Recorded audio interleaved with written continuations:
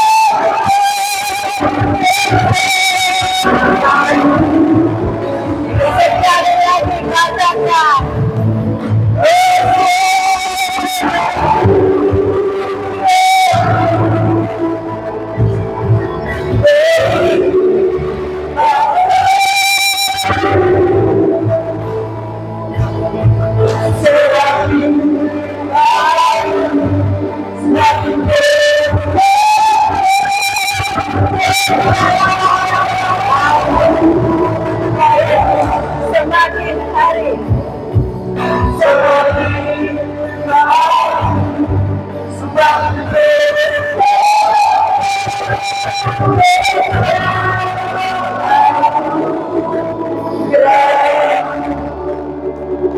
itulah alasan kenapa kami hidup hari ini, Tuhan.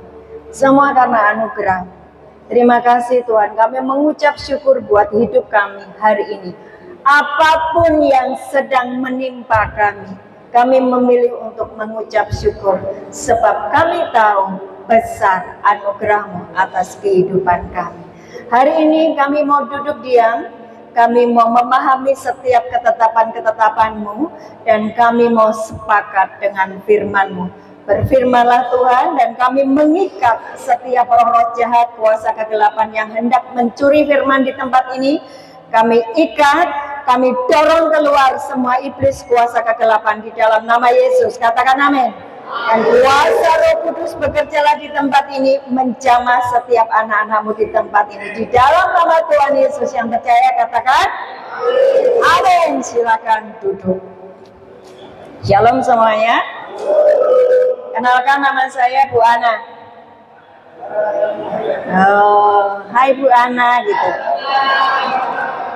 Kenalkan, nama saya Bu Ana. Yes, terima kasih. Hari ini kita belajar tentang Tuhan yang memberi keselamatan. Saya diberi tema dari gereja, dari Gedung Panen. Tuhan yang memberi keselamatan atau Jehovah Shalom. Ya, Jehovah Shalom. Jehovah mulutnya jangan ada yang diam. Jehovah amin. Shalom. Ketika engkau berkata shalom, terus kamu menjawab shalom, itu artinya ada kemakmuran, ada damai sejahtera, ada sebuah kelimpahan diberikan kepadamu. Katakan amin. Amin. Nah, arti kata Jehovah adalah Lord atau Tuhan atau pemilik atau owner, ya. Mazmur 24 ayat 1. Mazmur 24 ayat 1. 2, 3. Mazmur Daud, Tuhanlah yang ampunya bumi dan dunia serta yang diam di dalamnya. Jadi ini arti kata Jehovah atau Lord atau Tuhan, yaitu pemilik atau owner, ya. Pemilik surga dan bumi, Lord, Tuhan, Jehovah. Oke? Amin. Yeah. Nah, arti kata shalom tidak hanya damai sejahtera, tapi mencakup kesehatan, ya, keselamatan, kemudian keutuhan, tidak ada yang rusak, tidak ada yang pecah, tidak ada yang cerai, ya, tidak ada. Itu utuh, tidak terpecah belah, hubungannya damai dan harmonis, ya. Itu arti kata shalom, baik antara sesama maupun dengan Tuhan. Arti kata shalom juga adalah pembebasan dan keselamatan. Apa? Jangan malas mulutnya, jangan malas ngomong ya. Arti kata shalom adalah pembebasan dan keselamatan. Apa? Pembebasan dan keselamatan. Shalom, arti kata shalom adalah pembebasan dan keselamatan. Kalian mau dibebaskan enggak? Makanya selalu katakan pintar. Makanya selalu katakan, maka kamu dibebaskan, kamu diselamatkan. Amin.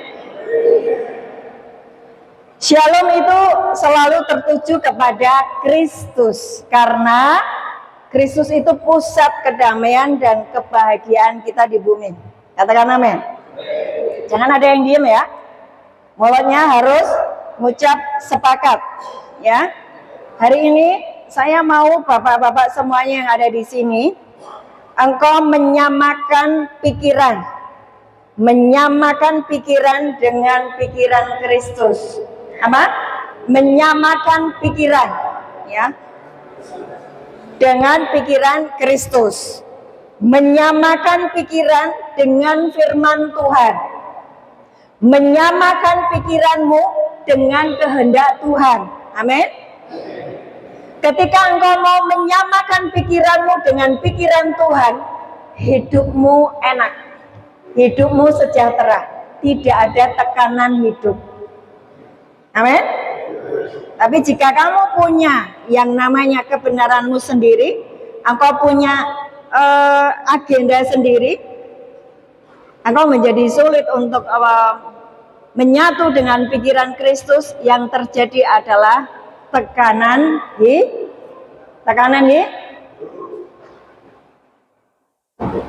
menyatukan pikiran, ya, menyatukan pikiran. Kemudian engkau harus mengubah sikap hati. Mengubah apa? Sikap hati. Dan engkau juga harus membaharui gaya hidup. Membaharui apa? Mengubah sikap hatimu sesuai dengan firman Tuhan. Mengubah gaya hidupmu sesuai dengan tata cara kerajaan surga. Amin. Karena pemilik surga dan bumi adalah Yesus, Raja Damai. Kalau kamu hidupnya tidak menyelaraskan dengan undang-undang yang surga punya, kamu bermasalah enggak? Bermasalah. Orang engkau lagi tidak menyelaraskan hidupmu. Engkau melanggar undang-undang yang ada di Indonesia saja bermasalah. Apalagi kalau engkau tidak taat kepada sang owner dari dunia ini, yang dia punya undang-undangnya adalah firman Tuhan. Sepakat ya? Menyatukan hati, menyatukan pikiran dengan firman Tuhan, mengubah sikap hati seperti firman Tuhan, dan mengubah gaya hidupmu seperti gaya hidup kerajaan Allah. Sepakat enggak? Sepakat enggak? Oke. Nah, shalom melibatkan keseimbangan dan keharmonisan antara manusia dengan dirinya sendiri, manusia dengan sesama, dan manusia dengan Tuhan. Jadi ada 3. Shalom itu melibatkan keseimbangan dan keharmonisan antara manusia dengan dirinya sendiri. Itu maksudnya apa? Engkau sudah bisa berdamai dengan dirimu sendiri. Engkau tidak menghakimi dirimu sendiri. Engkau tidak menghukum dirimu sendiri. Engkau berdamai dengan dirimu sendiri. Amin. Engkau juga berdamai dengan sesamamu. Dan engkau terutama adalah berdamai dengan Tuhan. Nah, ini shalom ini mengakibatkan yang namanya pemulihan. Pemulihan. Kalau kamu punya shalom, segala sesuatu di dalam dirimu itu pulih. Kalau kamu punya shalom, segala sesuatu di dalam dirimu itu pulih. Ini pada kemana ya? Halo, kok enggak ada amin? Kalau kamu punya shalom, segala sesuatu di dalam dirimu pulih. Hubunganmu dengan suami, dengan istri, dengan anak, dengan sesamamu pulih. Hubunganmu dengan sesamamu pulih. Hubunganmu dengan Tuhan pulih. Kalau engkau punya shalom. Ya. Yohanes 14 ayat 27. Yohanes 14 ayat 27. Saudara, saya ketemu ayat ini suatu hari saya ini sedang melihat ibu saya, ya, almarhum ibu saya. Saya lihat dia tidak bisa menikmati hidupnya. Kenapa? Nggak tahu ya, mungkin dia kesepian, kemudian ada yang dia pikirkan. Kalau bapak saya pergi, dia bisa sangat kacau gitu loh. Ada sebuah kecurigaan, nggak ada shalom, tidak ada damai sejahtera. Terus saya ngelihatnya tuh kasihan. Saya bilang begini, waktu itu saya belum menikah. Ibu, coba dibaca ayat ini. Yuk, dibaca ayatnya 14:27 ya. 2-3.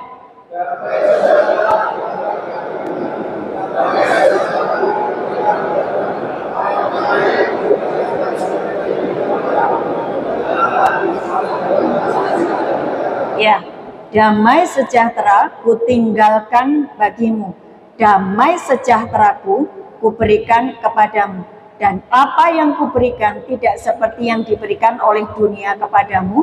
Janganlah gelisah dan gentar hatimu. Saudara, ketika hatimu ini tidak penuh dengan Tuhan, pasti itu engkau mau mencari sesuatu di luar sana yang untuk mengisi kekosongan hatimu. Tetapi perhatikan ayat ini. Saya menemukan ayat ini sejak saya paham ayat ini. Saya paling suka sendirian. Kenapa paling suka sendirian? Saya bisa begitu menikmati Tuhan. Karena dia janji memberikan damai sejahtera. Nah, saudara, kalau hari ini engkau lagi dipisahkan dengan keluargamu, engkau harusnya mengucap syukur. Di situ engkau akan menemukan damai sejahtera itu. Amin. Kayaknya pada nggak percaya deh. Kalian percaya nggak? Saudara, saya pakai ayat itu dan saya renung-renungkan. Ketika saya ketemu ayat itu, saya tidak peduli. Ketika saya sendirian, orang-orang meninggalkan saya, itu justru saya lebih suka. Kenapa suka? Saya menikmati damai sejahteranya Tuhan. Doa saya, apa yang saya sampaikan ini, mungkin engkau masih belum masa sih di dalam sendiri malah enak tahu. Kalau kamu tahu ayat itu, gitu. Tapi kalau kamu nggak tahu ayat itu, pusing kepalamu.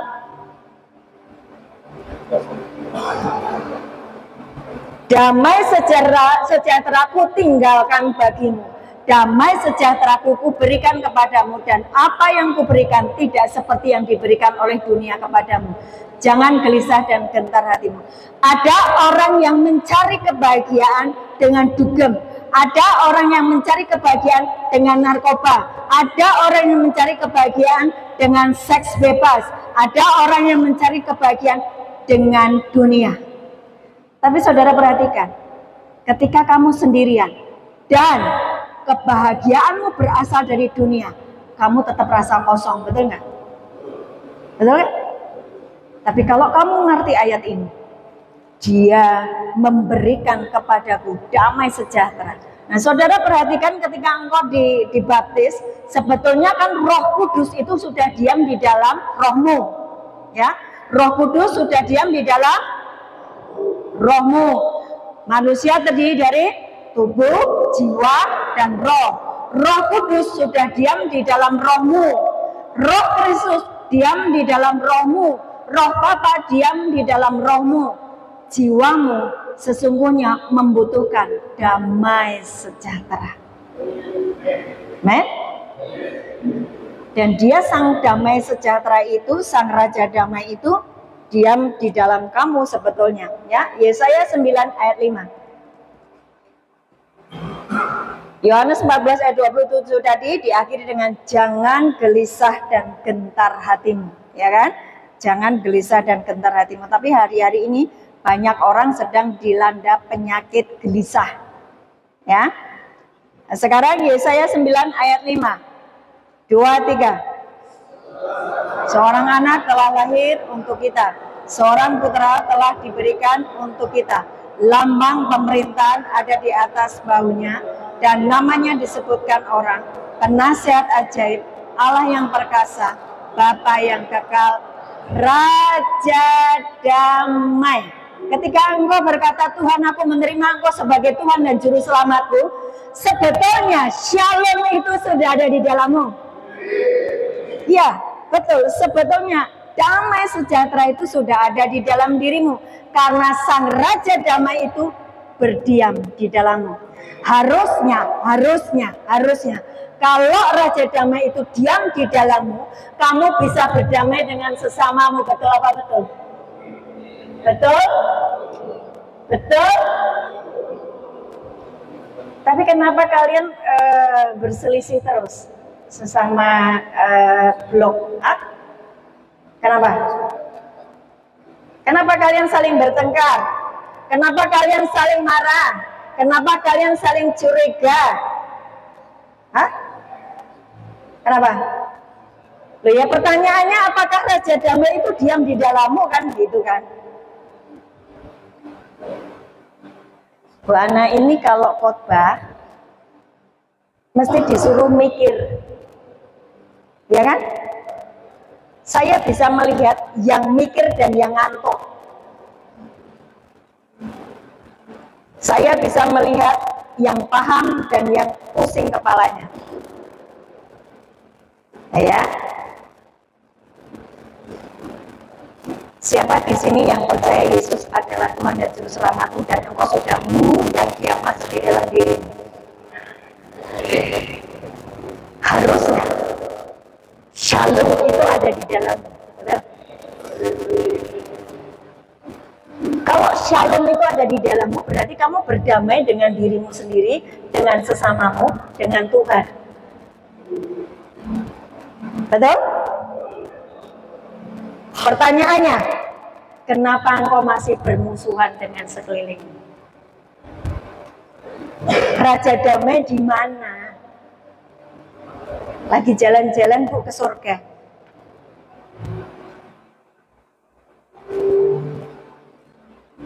Kalian ini merenungkan apa ngantuk? Merenungkan apa ngantuk? Nah, sekarang pertanyaannya. Oh iya, kalau Raja Damai itu diam di dalamku, kenapa aku masih suka marah-marah? Kenapa aku masih suka emosi? Kenapa aku masih sakit hati? Karena apa? Bersifat kedagingan. Lah masa mau kedagingan terus? Untuk apa Yesus datang menemuimu di sini? Ya kan? Pertanyaannya. Kenapa engkau masih kedagingan terus? Itu adalah pilihanmu. Saudara perhatikan, ketika engkau memilih untuk membuat ceritamu sendiri, hidupmu penuh dengan tekanan. Tapi ketika engkau mau menyatukan hati, mengubah sikap hatimu selaras dengan firman Tuhan, hidupmu keren. Hidupmu ciamik, benar-benar. Oh, mau masalah segede apapun, kamu damai sejahtera. Amin.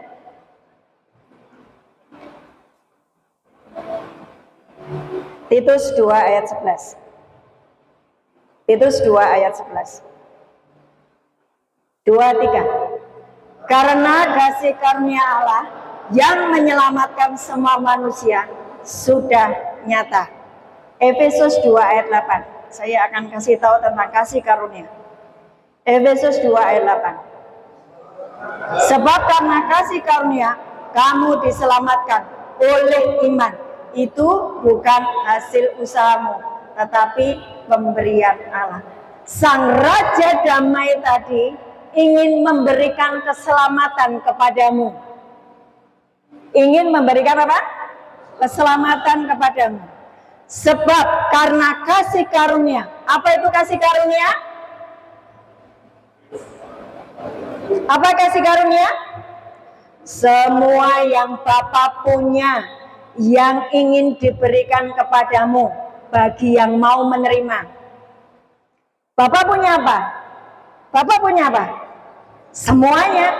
Jadi di Mazmur 24 dia pemilik semuanya, betul? Bapak punya semuanya. Kamu anaknya, saya anaknya. Dia pengen memberikan semuanya itu kepadamu. Padahal engkau tidak layak menerimanya. Dan dia juga tidak seharusnya memberikannya kepadamu. Tapi dia mau memberikannya kepadamu. Itu kasih karunia.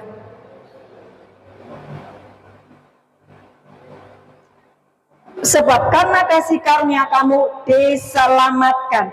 Tidak hanya mati masuk surga, tetapi ketika kamu hidup di bumi ini, engkau sakit, dia pengen menyembuhkan. Engkau miskin, dia pengen memakmurkan hidupmu. Amen. Engkau terikat dengan kuasa gelap, dia pengen melepaskan kamu.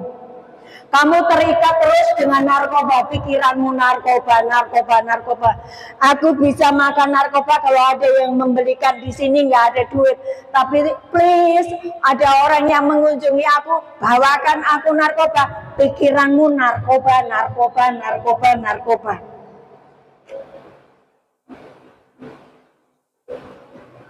Berarti dia terikat. Dia apa? Terikat. Kamu nggak capek hidup dengan narkoba? Capek? Capek enggak? Atau setelah ini kamu mau jualan narkoba lagi, konsumsi narkoba lagi? Capek enggak?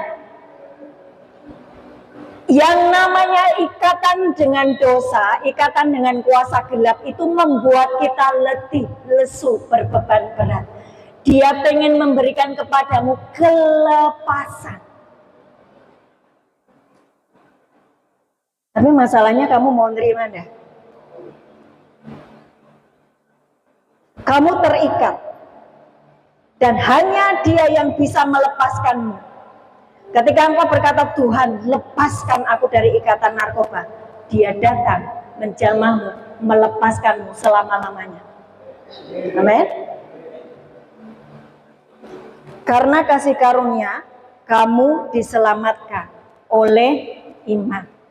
Masalahnya, semua kasih karunia itu Tuhan pengen berikan kepadamu, engkau tidak bisa menerimanya karena tidak ada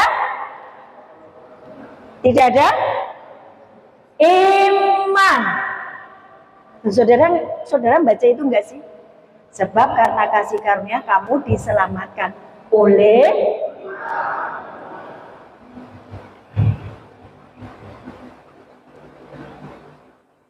Mari sepakat dengan saya. Tuhan Yesus, hari ini aku mau menyatukan pikiran dengan pikiranmu. Aku mau mengubah sikap hatiku. Aku mau mengubah gaya hidupku menjadi seperti yang kau mau. Ajari aku. Tuhan Yesus, hari ini aku mau sungguh-sungguh mengubah sikap hatiku. Aku mau sungguh-sungguh mengubah caraku berpikir, gaya hidupku selaras dengan firman. Ubahkan aku Tuhan, jadikan aku manusia baru.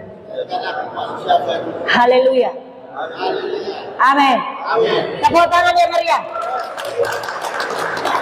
Tepuk tangan yang meriah.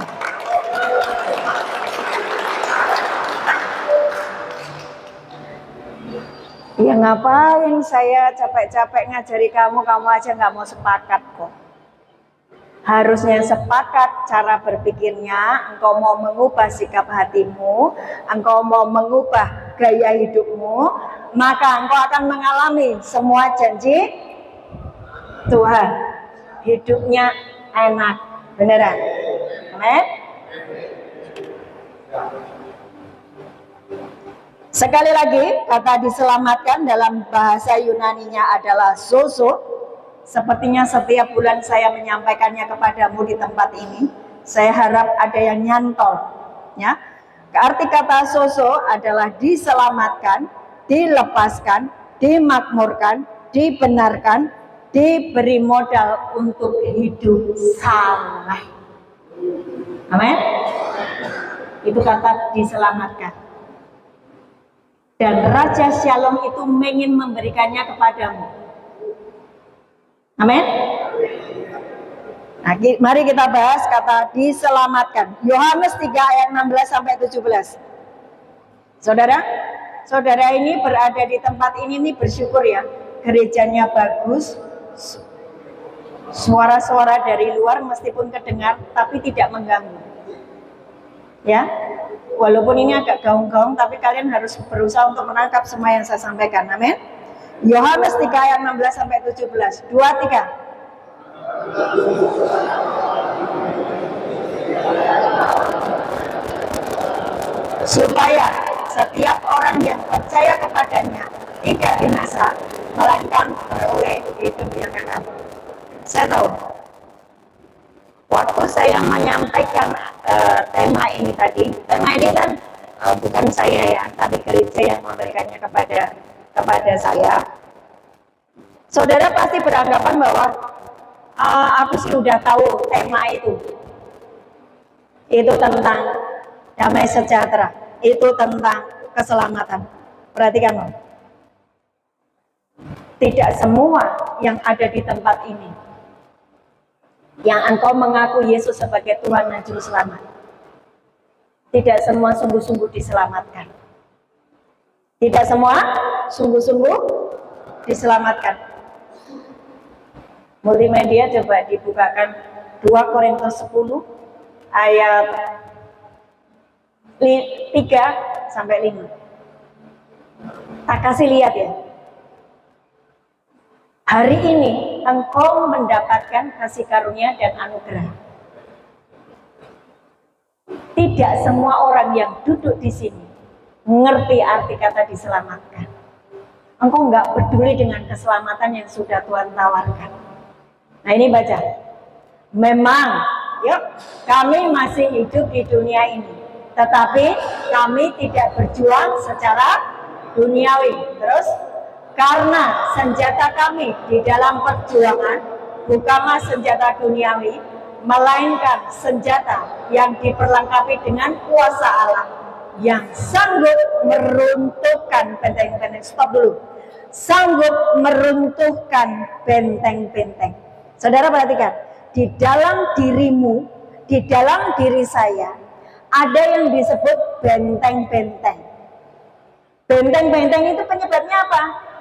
Keinginan daging, keinginan mata, keangkuhan hidup atas diri kita. Itu membuat benteng. Ketika benteng itu masih ada di dalam dirimu, engkau tidak bisa kenal Tuhanmu. Ketika engkau tidak bisa kenal Tuhanmu, jauh dari keselamatan. Ngerti? Ngerti nggak? Sekali lagi dibaca ini. Jadi gini ya, yuk perhatikan ya. Di dalam diri kita ini ada yang namanya apa? Bentengnya itu di jiwa. Ya, manusia terdiri tubuh, jiwa dan roh. Di jiwa ini seringkali masih ada benteng-benteng. Benteng-benteng itu apa? Keinginan daging, keinginan mata, keangkuhan hidup, konflik batin, kesombongan, keinginan-keinginan daging. Itu benteng. Ketika benteng itu tidak kamu rubuhkan, kamu tidak bisa mengenal Allah. Itulah kenapa orang tidak berubah. Narkoba tetap narkoba, pembunuh tetap pembunuh, karena benteng-benteng itu tidak dirubuhkan. Ngerti ya?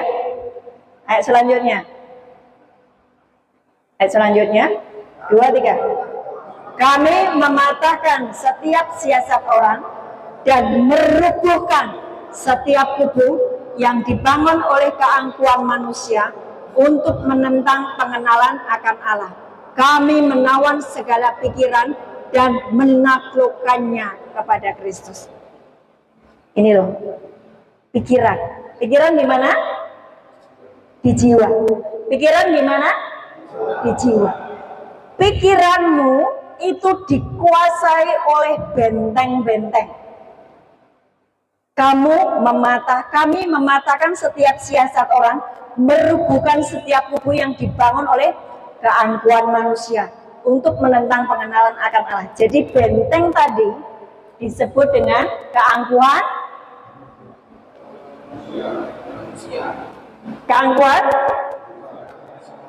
Ketika masih ada benteng tersebut, kamu bisa kenal Allah enggak?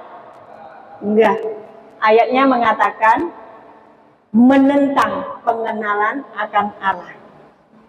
Jadi saudara tahu ya, kenapa orang yang keluar dari lapas narkoba, dia tetap narkoba, berarti di dalam dirinya dia membawa benteng. Ngerti ya? Kenapa orang yang sudah dihukum sekian tahun di di Nusa Kambangan karena dia membunuh, keluar baru 3 bulan dia membunuh orang lagi karena di dalam dirinya ada benteng. Bentengnya apa? Keangkuhan hidup, keinginan-keinginan duniawi, keinginan-keinginan daging. Saudara, engkau percaya bahwa Yesus itu adalah Tuhanmu, Dia adalah Rajamu, Dia adalah penguasa hidupmu. Tapi engkau punya cara hidup sendiri. Berarti kan melanggar setiap ketetapan yang surga punya, yang Rajamu punya. Makanya engkau mengalami yang namanya tekanan hidup.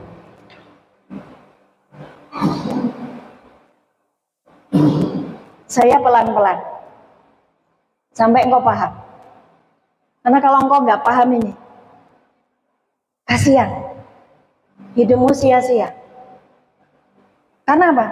Yuk bayangin ya, setiap hari di gereja, tapi jiwanya itu ada tembok gitu loh.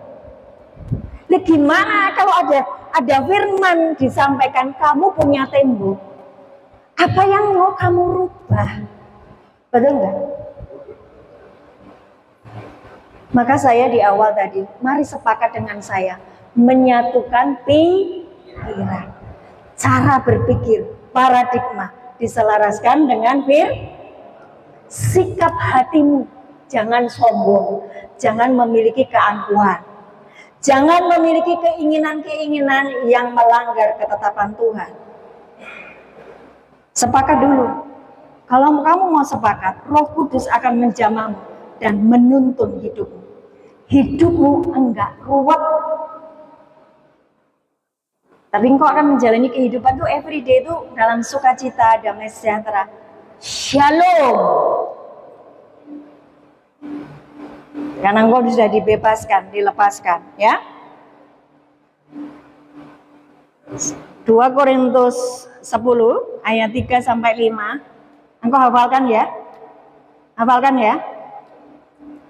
Bagaimana cara menghafalkannya? Sini.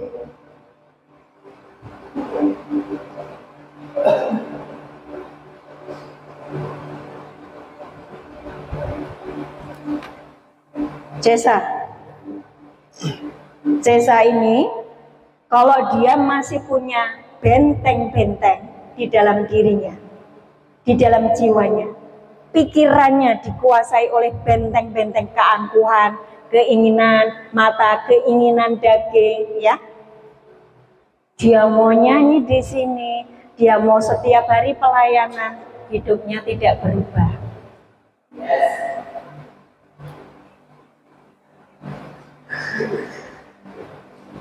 Itu berlaku juga buat kalian. Saya mau hidupmu itu tidak sia-sia gitu loh. Apapun hari ini ketika Tuhan izinkan engkau ada di sini, engkau harus mengerti sesuatu. Engkau harus mengerti kenapa Tuhan kau ditaruh di sini, engkau ditaruh di sini. Engkau harus tahu kenapa Tuhan, apa rancanganmu atas hidupku, kenapa kau taruh aku di tempat ini. Kamu masih ngerti? Oh, kamu udah ngerti? Sia-sia. Nah, bayangin ya, dia ini begini, tapi dia punya benteng. Bisa bayangin? Bisa. Jadi dengar firman apa saja, masuk telinga kanan, keluar telinga, itu jenenge benteng. Saudara punya benteng enggak? Amin. Amin lo ya. Dicatat malaikat lo ya. Awas kalau diomongi masuk telinga kanan, keluar telinga kiri, berarti kamu tuh benteng. Oke? Nah sekarang bedakan dengan gini. Kan tadi tentang pikiran ya kan? Pikiran kan ya? Kami menaklukkan pikiran kami kepada Kristus kan? Coba dibaca sekali lagi, 2, 3. Kami mematahkan setiap siasat orang dan merumpuhkan setiap tubuh yang dibangun oleh keangkuhan manusia untuk menentang pengenalan akan Allah. Kami menawar segala pikiran dan menaklukkannya kepada Kristus. Pikiranmu harus kamu taklukkan kepada Kristus. Kalau kamu tidak taklukkan kepada Kristus, kamu punya benteng. Sekarang bedakan dengan kalau kamu pakai helm untuk melindungi pikiranmu. Itu di Efesus 6 ayat berapa ya? Senjata Allah itu loh, selengkap senjata Allah. Efesus 6 ayat. Ya, ayat berapa? Itu tuh. Kamu dengar ya? 16 sampai 17. Nah, dalam segala keadaan, kamu di sini dulu. Dalam segala keadaan, ayo pergunakanlah perisai iman. Sebab dengan perisai itu, kamu akan dapat memadamkan semua panah api dari si jahat. Terus, dan terimalah ketopong keselamatan dan pedang roh, yaitu firman. Saudara ngerti nggak ketopong keselamatan itu bentuknya apa? Helm. Bentuknya apa? Ketopong itu ada di kepala, menjagai pikiranmu. Terimalah ketopong keselamatan. Bukankah kamu sudah diselamatkan? Amin. Bukankah Raja Shalom itu diam di dalammu? Amin. Kamu sudah tidak butuh apa-apa karena hidupmu itu sudah penuh dengan Raja Damai Sejahtera tadi loh. Jadi kamu tidak menginginkan hal-hal yang dunia tawarkan, enggak. Karena engkau sudah penuh di dalam dirimu dengan Sang Raja Damai. Amin. Nah sekarang yang perlu dilakukan, menjagai pikiranmu ini supaya ketika iblis menawarkan pikiran-pikiran kepadamu, ini pikiranmu sudah dikasih helm, ketopong keselamatan. Saudara bisa paham? Kalau dia dikasih helm, Iblis kasih pikiran-pikiran, narkoba saja. Itu sekali transaksi kan bisa begini. Kamu bisa kok begini-begini. Iblis menawarkan pikiran-pikiran jahatnya ke dalam pikirannya dia. Tapi karena dia sudah memakai ketopong, pakai helm, mantul, ya kan? Jeder, no, tolak dalam nama Yesus. Jeder, tolak dalam nama Yesus. Sekali lagi, tolak dalam nama Yesus. Pikiranmu tetap diselamatkan. Ditaklukkan dengan pikiran Kristus yang adalah Yes, amin. Saya mau kita bahas di ini deh. Ini dulu deh, Efesus 6 ayat dari selengkap senjata Allah itu loh. Ayat sebelumnya. Selanjutnya. Sebelumnya.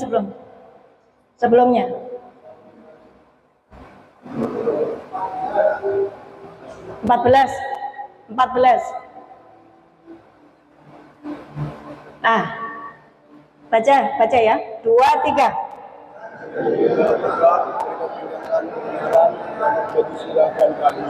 Saudara, saya mau mengajarkan kepada kalian supaya tidak jatuh bangun terus di dalam dosa.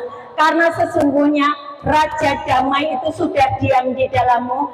Raja Damai itu sudah menyelamatkanmu. Saya mau kalian tidak jatuh bangun terus di dalam dosa. Ini caranya. Mau nggak? Mau. Berdiri tegak. Hari ini tidak boleh ada yang geleprok dan haduh nasibku seperti ini. You meratapi nasibmu. Kamu mengulang-ulang, mengingat-ingat masa lalumu. Kamu maki-maki siapapun. Kamu sedang tidak berdiri tegak. Hari ini, you mesti berdiri tegak.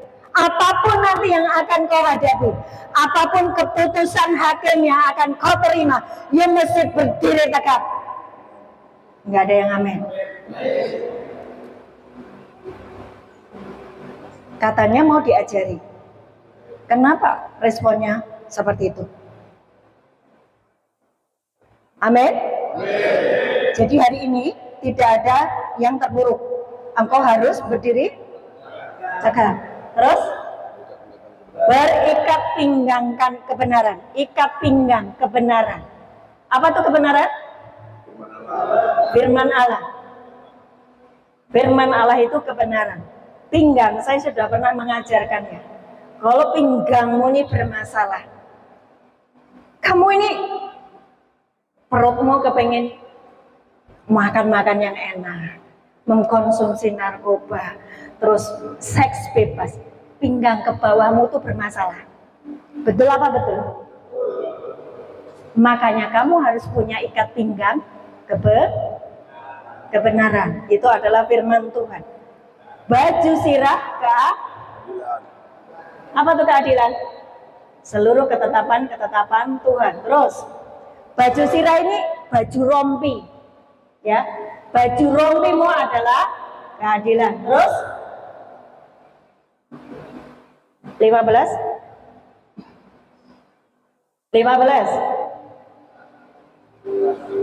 Kakimu berkasutkan kerelaan untuk memberitakan Injil damai sejahtera. Maksudnya apa? Kakimu jangan tidak ada kasut. Kakimu melangkah kemanapun, engkau memiliki kerelaan untuk orang itu melihat di dalam dirimu ada Yesus. Kerelaan memberitakan Injil damai sejahtera. Kemanapun kamu melangkah, orang harus melihat di dalam dirimu ada Yesus.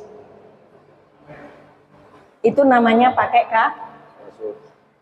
Lah nek kamu sebentar-sebentar singgol bacok, kamu sebentar-sebentar ngamuk, kamu sebentar-sebentar maki-maki orang, kamu tidak pakai kasut. Makanya ada yang sakit kakinya karena kakinya tidak pakai kasut. Paham? Lanjut. Dalam segala keadaan pergunakan apa? Dadamu. dadamu. Ini di dalam dada ini kan ada jantung, ada paru-paru, ada organ-organ tubuh yang harus dilindungi. Engkau harus memakai perisai. Perisainya apa? Perisainya apa? Iman timbul dari pendengaran akan firman Tuhan. Berarti di sini harus selalu ada firman Tuhan, firman Tuhan, firman Tuhan, firman Tuhan. Amin. Itu perisaimu. Supaya apa? Kamu dapat memadamkan semua panah api dari si jahat. Terus selanjutnya, dia kalau nggak pakai perisai, jebret sakit hati, jebret ngamuk, jebret karena tidak pakai perisai. Ngerti ya? Lanjut. Dan terimalah ketopong keselamatan, helm dan pedang roh firman Tuhan. Sekarang saudara bisa membayangkan kalau dia memakai selengkap senjata Allah, bisa dibayangkan? Bisa? Coba kamu jalan dari sini ke sana, bayangkan dia pakai helm, pakai rompi, berdirinya yang tegak, dem gitu. Nah, gitu kan? Ya, membawa pedang, kamu ada perisainya. Jadi tanganmu itu dua-duanya, ya. Satunya perisai, satunya pedang. Ya. Terus ini ada helmnya. Terus di sini itu anti peluru, ada perisai, namanya iman. Sehingga ketika ada orang yang menawarkan sesuatu yang nabrak firman Tuhan, kamu bisa berkata, aku tolak dalam nama Yesus. Sebab engkau mempunyai perisai iman. Kakimu aman dari tembakan iblis. Karena kemanapun engkau melangkah, engkau mewartakan Injil. Amin? Bisa dipahami? Bisa dipahami? Jadi kamu bisa memahami nggak sekarang kalau tidak memakai apa-apa? Tidak pakai baju zirah, tidak pakai ikat pinggang, tidak pakai perisai, tidak ada pedang roh. Hah? Bisa dibayangkan? Kamu babak belur. Itulah karena tidak paham Makanya saya kalau menjelaskan firman sampai engkau paham, saya itu sampai nangis sama Tuhan, piye ya Tuhan caranya aku ngajari supaya mereka itu paham firman, supaya hidupnya berubah. Amen. Oke, thank you.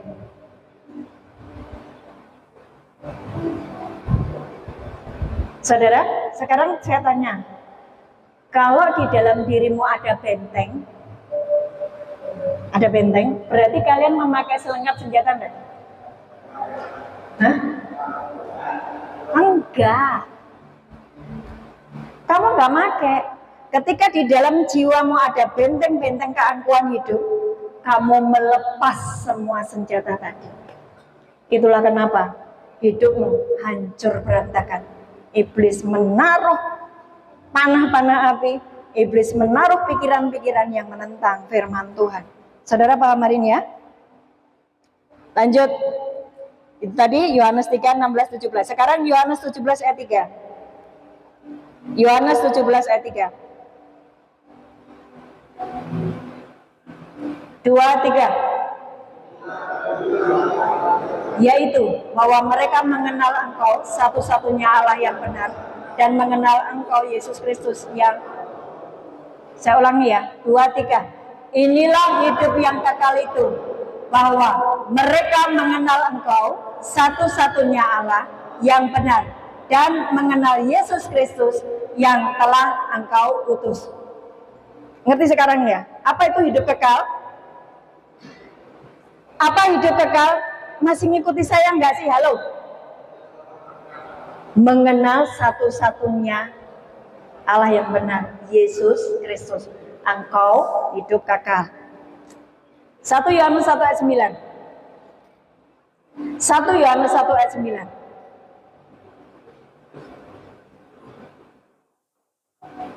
Dua, tiga.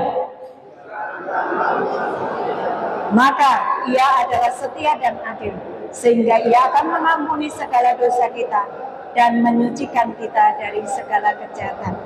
Hari ini, apapun dosamu, Tuhan tahu. Akui saja. Maka tiba-tiba, seperti yang kamu nyanyikan tadi loh. Meskipun dosamu semerah kirmisi, akan menjadi putih seperti bulu domba. Tapi engkau harus mengakui dan minta anugerah. Tapi jangan berbuat dosa lah. Oke. Galatia 1 ayat 3 sampai 4. Ya, Galatia 1 ayat 3 sampai 4.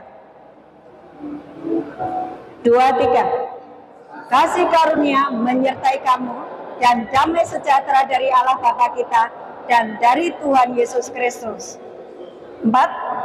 Yang telah menyerahkan dirinya karena dosa-dosa kita untuk melepaskan kita dari dunia yang jahat sekarang ini menurut kehendak Allah Bapa. Ayat terakhir. 1 Korintus 1 ayat 30. 2, 3. Tetapi oleh Dia kamu berada di dalam Kristus Yesus yang oleh Allah telah menjadi hikmat bagi kita. Ia membenarkan dan memuduskan dan menebus kita. Saya mau 3 orang berdiri di sini. Jasa. 3 orang berdiri di sini. 2 orang lagi bebas, siapa yang mau ke sini? Sini cepat. Saya akan merubah cara pikirmu. Ya. Saya akan kasih lihat betapa kasih karunia dan anugerah itu seringkali engkau menyia-nyiakan. Jasa sini, Jasa. Nah, paling tinggi kan kamu. Sini, kamu berdiri di sini. Nah, hadap sana. Kamu tengah. Tengah. Duduk terus. Nah, situ. Kamu paling depan. Agak mundur selangkah. Nah, oke. Ini perhatikan, ada 3 ya. Tubuh, jiwa, roh. Bapa, Putra, Roh Kudus. Oke. Perhatikan sini.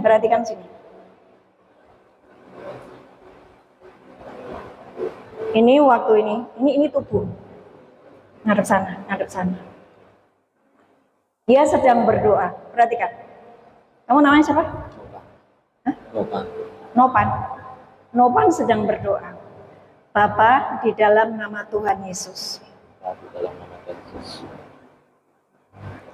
Bapak itu tidak melihat Nopan sebagai Nopan, tetapi Bapak melihat Yesus di dalam Nopan. Saya pernah menyampaikan ini. Pernah kan? Tapi kalian habis itu keluar lupa toh? Betul toh? Ketika kamu memutuskan hidup tanpa Yesus, ini dia keluar sini. Nggak ada Yesus di situ. Kamu, Bapak, kamu tidak dianggap.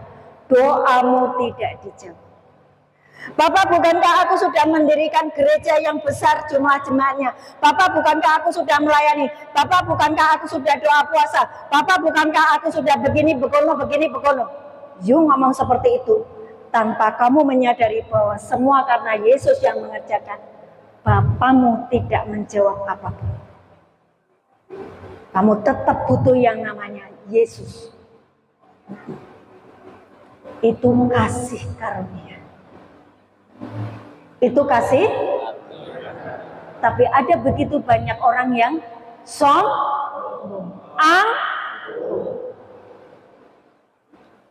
mereka merasa sudah melakukan ini.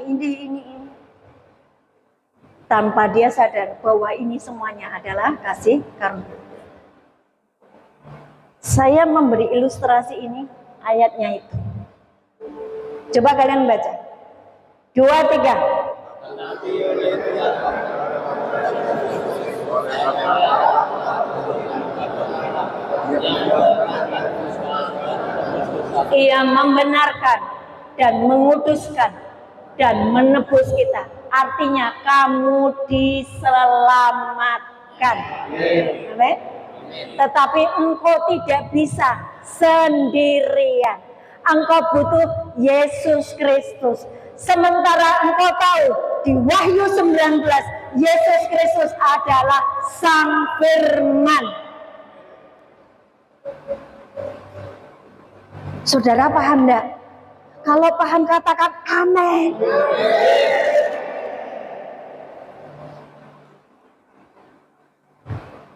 Sekali lagi. Engkau sia-sia hidupmu jika engkau tidak membawa Yesus Kristus Sang Raja Damai itu di dalam hidupmu. Oke? Tadi waktu dia berdoa, Bapa dalam nama Yesus, maka Bapa di surga melihat ini sebagai Yesus.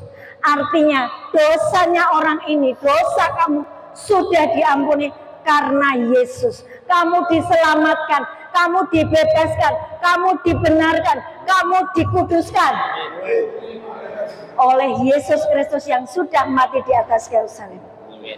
Engkau tidak butuh yang lainnya, engkau hanya butuh Yesus. Ketika engkau mengeluarkan Yesus di dalam dirimu, tidak ada firman di dalam dirimu. Saudara, perhatikan. Tidak ada firman, tidak ada Yesus. Apapun yang kau kerjakan, Bapa tidak berkenan. So, engkau butuh yang namanya Yesus yang adalah firman. Karena kalau kamu baca nanti di Wahyu 19, firman itu adalah Yesus Kristus. Saudara paham? Kenapa engkau yang sepertinya engkau sudah diselamatkan, ternyata engkau nggak diselamatkan karena tidak bersama Yesus, tidak bersama dengan firman, tidak hidup di dalam roh, tidak hidup di dalam tuntunan Roh Kudus, tetapi jiwanya masih ada benteng. You mesti merubuhkan benteng-benteng itu supaya engkau kenal siapa Tuhanmu dan engkau sungguh-sungguh diselamatkan. Saudara paham hari ini? Amin. Kasih tepuk tangan ya Maria buat Tuhan.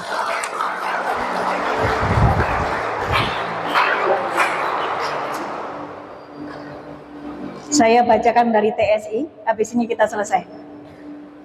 1 Korintus 1 ayat 30, dengarkan ya. Ini terjemahan dari TSI, terjemahan sederhana Indonesia. Allah sendirilah yang sudah mempersatukan kalian dengan Kristus Yesus dan menjadikan Kristus sebagai sumber hikmat bagi kita. Kristus membuat kita dibenarkan di hadapan Allah dan Kristus jugalah yang menyucikan serta membebaskan kita dari dosa. Paham?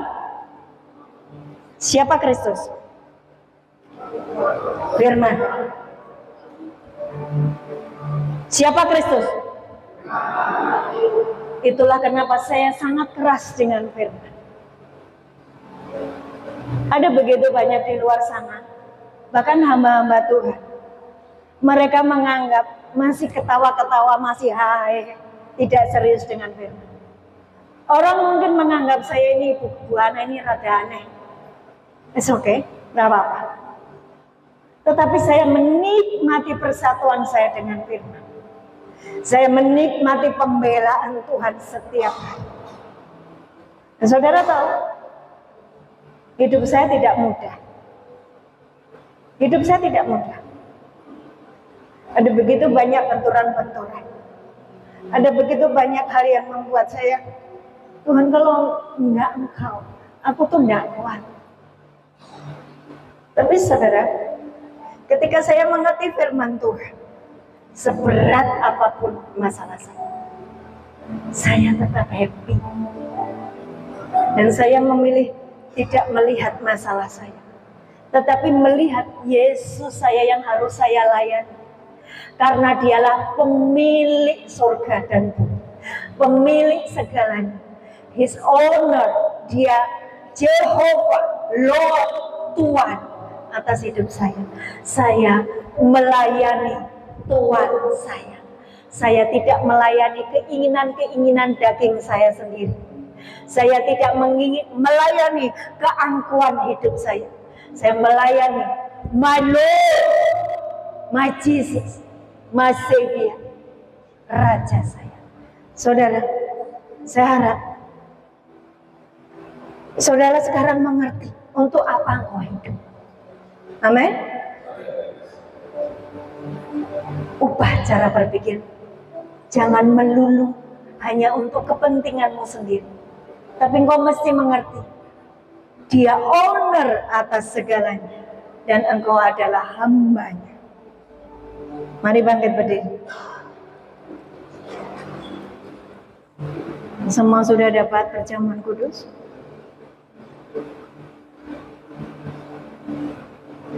Ku telah mati dan tinggalkan cara hidupku yang lama. Semuanya sia-sia dan tak berarti lagi hidup ini. Ku letakkan pada Kristus ya Tuhan. Jadilah padaku seperti yang kau ingini. Ku telah mati, ku telah mati dan tinggalkan cara hidupku yang lama. Semuanya sia-sia dan tak berarti lagi hidup ini.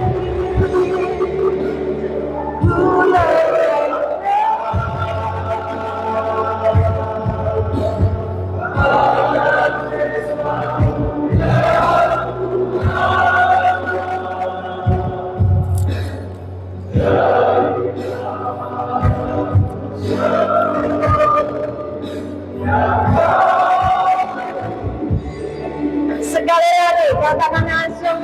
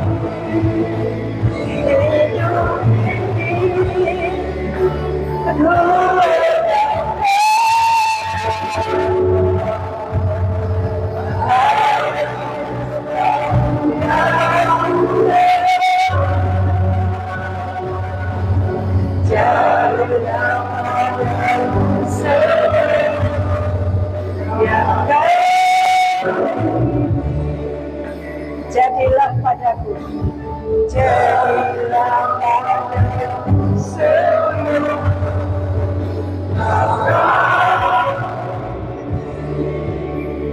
Hari ini kami paham Tuhan, bahwa Engkau adalah pemilik segala sesuatunya. Kami mengucap syukur Engkau memberikan kepada kami kasih karunia dan anugerah.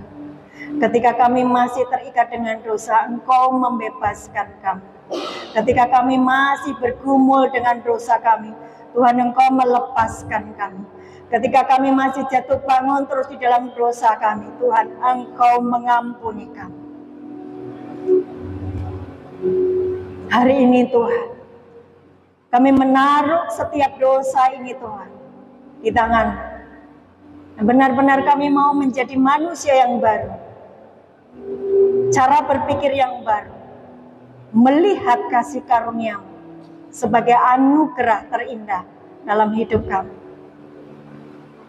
Di tangan kami ada tubuh dan darah-Mu Tuhan Yesus. Engkau sudah mati di atas kayu salib, membebaskan kami dari segala keterikatan kami, dari segala dosa kami, dari segala tuduhan iblis atas hidup kami. Engkau menyucikan, menguduskan roh, jiwa, tubuh kami. Terima kasih Tuhan buat pengorbanan Bapa di surga. Hari ini Engkau memandang kami bukan sebagai kami lagi, tetapi Kristus di dalam kami. Sebab ada tubuh dan darah Yesus di dalam tubuh dan darah kami. Inilah tubuh Yesus, inilah darah Yesus. Makanlah, minumlah.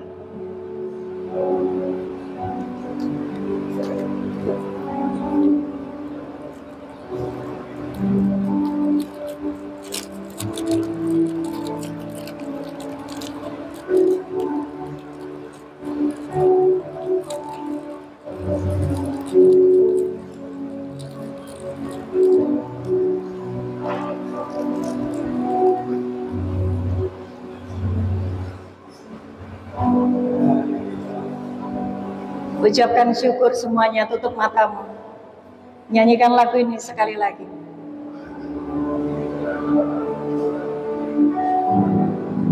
Ku telah mati dan tinggalkan cara hidupku yang lama. Semuanya sia-sia. Oke Tuhan. Saudara, terus akan nyanyikan lagi. Ada para malaikat Tuhan yang sudah bergerak di tempat ini. Ada para malaikat Tuhan yang akan melepaskan engkau dari gol-gol kejahatanmu. Yes. Kuasa Roh Kudus berjalan, kuasa Roh Kudus berjalan di dalam nama Yesus. Jadilah padaku seperti yang Saudara, Tuhan ada di tengah-tengah kita. Dan ada pasukan malaikat Tuhan melepaskan engkau dari keterikatanmu, dari borgol-borgolmu, dari benteng-benteng yang ada di dalam jiwamu. Hari ini di dalam nama Tuhan Yesus rubuh benteng-benteng ini. Kami dikembalikan, diciptakan serupa dan segambar dengan Tuhan. Hanya mengasihi Tuhan saja, hanya taat kepada Tuhan saja. Itulah hidupmu hari ini. Meteraikan Bapa di surga, apapun yang sudah hamba-Mu ini sampaikan kepada umat-Mu. Nah, satu persatu di dahi mereka ada tanda milik Yesus. Engkau dimeteraikan menjadi milik Yesus selama-lamanya. Di dalam nama Tuhan Yesus yang percaya katakan, Tuhan Yesus, hari ini kami membawa rancangan kami Tuhan untuk pergi ke Medan. Hari Senin nanti Tuhan, Engkau sendiri yang memberkati perjalanan kami, kereta yang kami pakai dari Semarang ke Jakarta, pesawat yang kami pakai dari Jakarta ke Medan, semua dalam shalom, damai sejahtera Tuhan. Engkau lindungi, Engkau berkati semuanya ada Tuhan ketika kami sampai di lapas-lapas Tuhan. Engkau sendiri yang bekerja membebaskan mereka, menyelamatkan mereka, mengubah cara pikir mereka. Kuasa Roh Kudus-Mu yang menjamah warga binaan di Medan. Kami berdoa juga Tuhan untuk seluruh Medan diselamatkan di dalam nama Tuhan Yesus. Berkati seluruh tim, berkati kami semuanya di dalam nama Yesus. Amin. Sebelum